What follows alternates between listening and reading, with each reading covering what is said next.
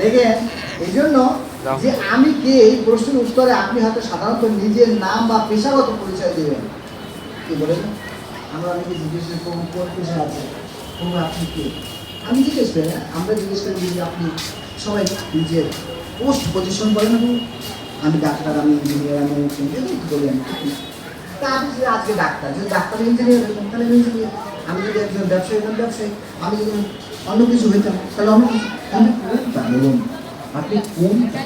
যে বলছে যে আমি কি এই প্রশ্নের উত্তরে আপনি সাধারণত নিজের নাম বা পেশাগত পরিচয় বলেন, কিন্তু যদি আপনাকে জিজ্ঞেস করা হয় এই হাতটি কার, বুঝলেন, এই হাতটি কার, আপনি বলেন না আমার, আমার হাত, আমার পা, আমার মাথা, আমার চোখ।